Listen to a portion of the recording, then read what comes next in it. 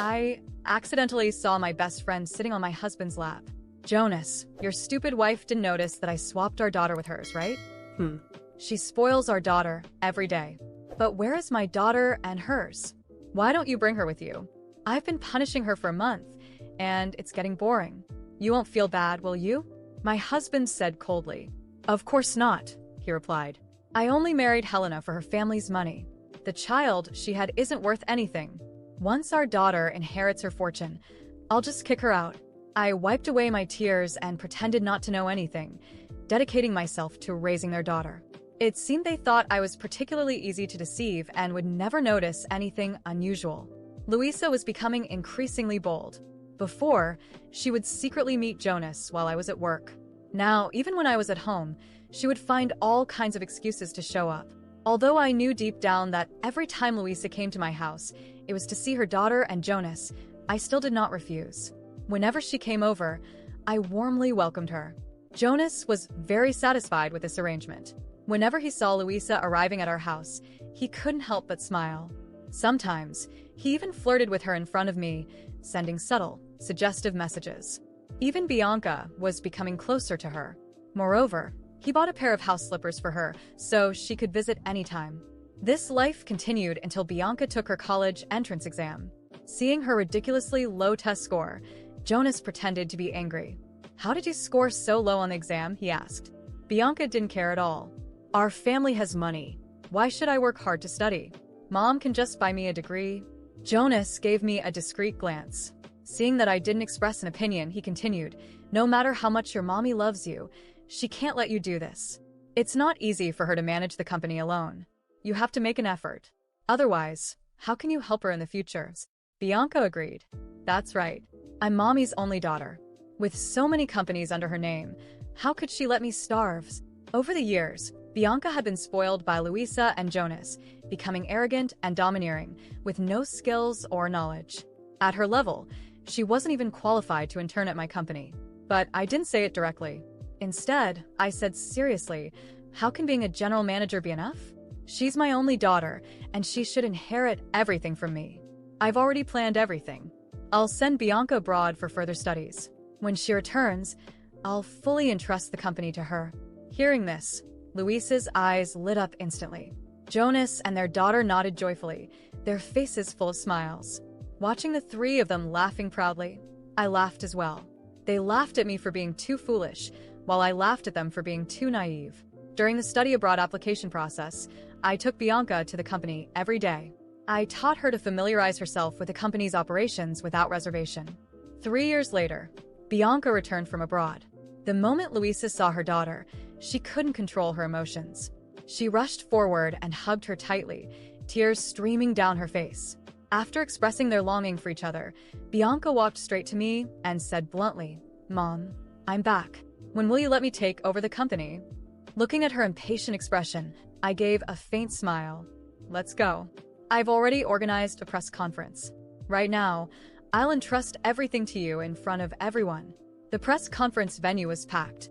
All eyes were on me as I announced that my daughter would take over my position as president of Albuquerque Group. Under the supervision of lawyers and cameras, the equity transfer agreement was signed. I transferred all my assets and company shares to my daughter's name. For a moment, the applause was thunderous. Many people admired the deep bond between us, mother and daughter. However, at that moment, my best friend arrived late, holding Jonas' hand.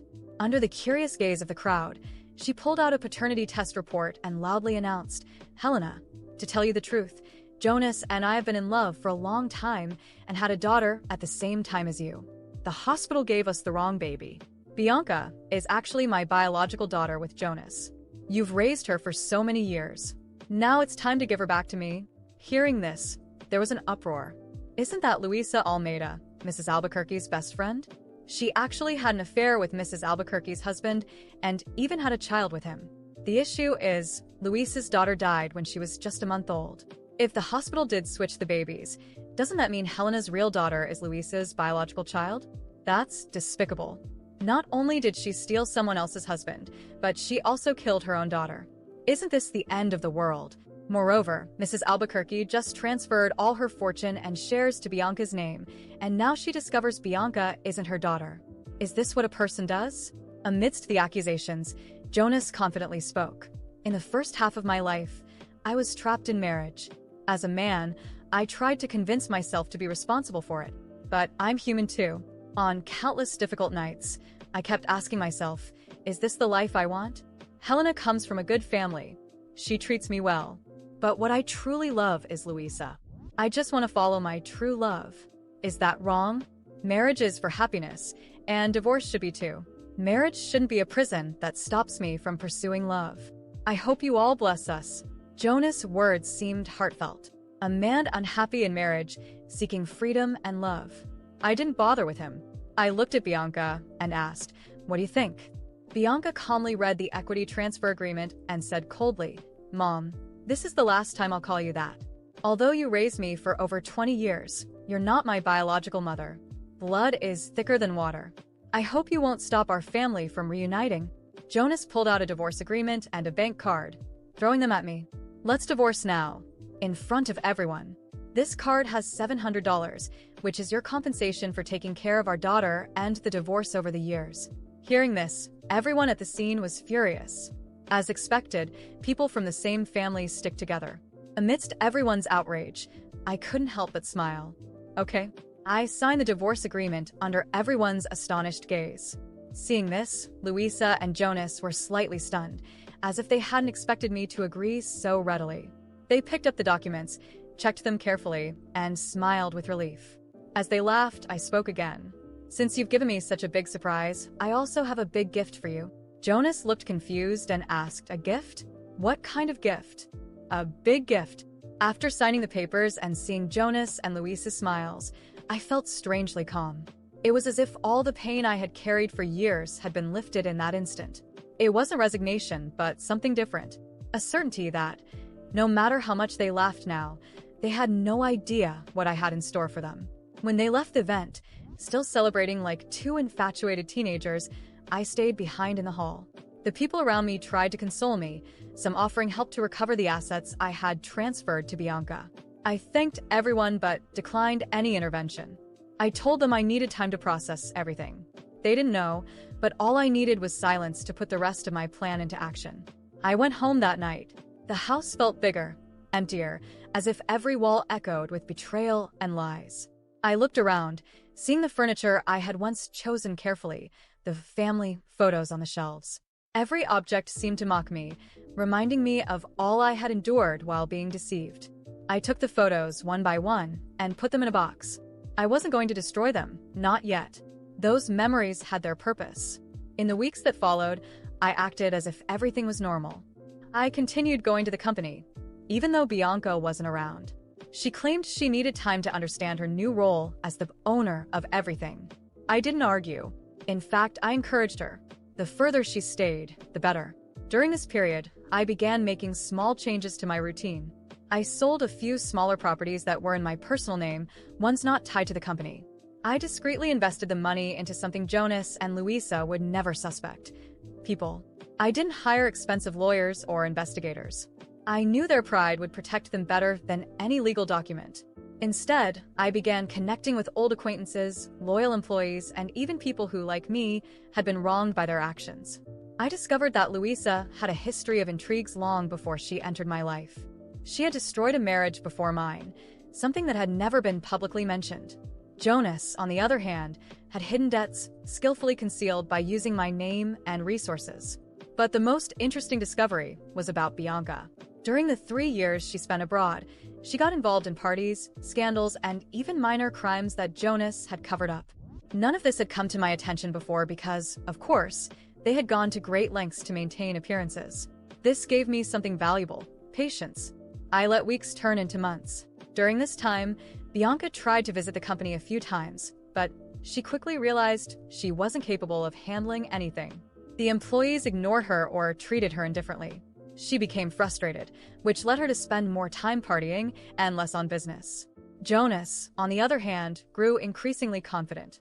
He and Luisa decided to move into one of the mansions under Bianca's name, claiming it was the start of their perfect family.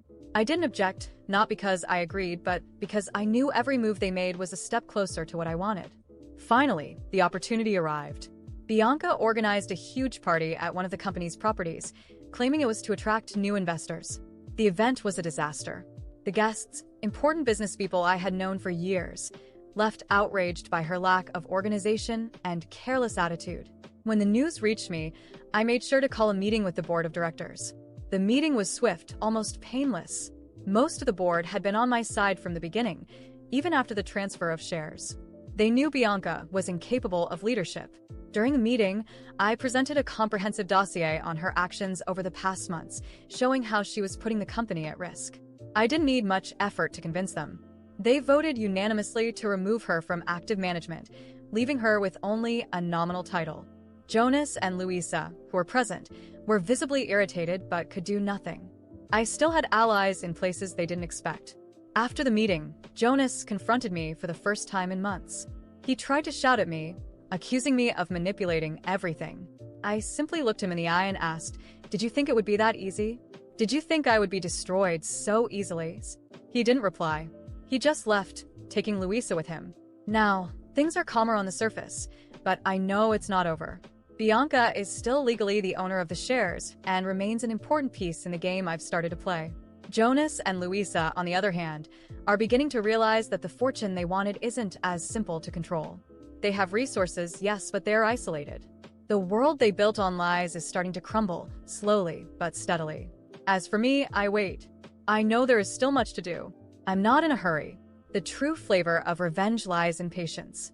They think they've won, but they're merely savoring the beginning of a game that has barely started. After all, I still hold what matters most: control. And that they'll never realize until it's far too late. After months of careful planning, everything was ready. Jonas, Louisa, and Bianca, each in their arrogance, thought I had given up. They had no idea that while they laughed and reveled in their perfect life, I was meticulously setting the stage for their downfall. I began the execution of my plan with something simple: an anonymous report to financial authorities about Jonas's suspicious transactions. He had been using accounts linked to Bianca's name to embezzle money from the company, believing no one would ever uncover it. These details came from documents I obtained through a former accountant Jonas had fired. The accountant was more than willing to cooperate, especially when I promised to protect his anonymity. Meanwhile, a second report was filed against Louisa. I discovered that, in her attempt to cover up her neglect of my biological daughter, she had falsified hospital documents to hide the abuse. Additionally, medical records showed that my daughter had mysteriously disappeared after being handed over to an orphanage, which was, in reality, a front for child trafficking. This revelation was one of the hardest truths I had to face, but it gave me the motivation I needed to push forward.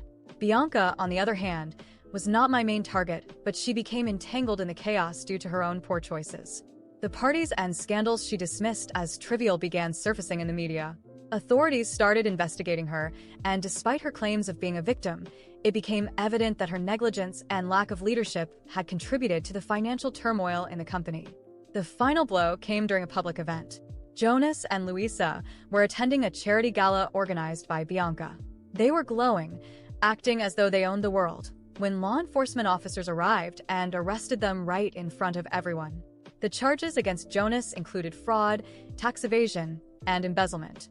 For Louisa, the accusations were even graver: document forgery, child abuse, and involvement in criminal activities related to the disappearance of my biological daughter.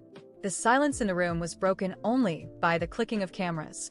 The expressions of shock on Jonas and Louisa's faces were priceless. Bianca, who up until that moment believed her perfect family was untouchable, broke down emotionally. She ran to me after the event, tears streaming down her face. "Mom, please forgive me. I was blind. I thought they loved me, but they only used me. I just wanted to belong to a family." For a moment, I hesitated. I remembered all the years I spent raising her, believing she was my daughter. Bianca had betrayed me, rejected me, but as I looked into her eyes, I saw the same little girl who once held my hand in fear on her first day of school. I couldn't hate her. "Bianca," I murmured, "you made mistakes, but you are still my daughter. I raised you, I loved you, and I can't abandon that." She collapsed into my arms, sobbing, as I held her tightly. Yet the moment was tinged with an unbearable sorrow. My biological daughter, the one I never truly got to know, had been a victim of unspeakable crimes. Authorities informed me that the orphanage where she had been sent had closed years ago, and her whereabouts remained unknown. That absence weighed heavily, casting a shadow over any sense of victory. With Jonas and Luisa in prison and Bianca attempting to rebuild her life, I regained control of the company. It wasn't easy, but over time, I restored the board's trust and rebuilt relationships with business partners. The company stabilized, and its reputation was repaired. I decided to establish a foundation in honor of my missing daughter, dedicated to helping at-risk children. It was my way of keeping her memory alive, even without knowing where she was. In the end, I rose above it all. Jonas and Luisa paid for their crimes, and Bianca, despite everything, found redemption by my side. Still, the pain of not having my biological daughter with me will never fully fade. That scar remains, but it also reminds me of the strength I found to fight against those who tried to destroy my life. And as I watch Bianca working beside me, finally maturing, I feel that, in some way, we have rebuilt something. It's not perfect, and it never will be, but it's enough to move forward.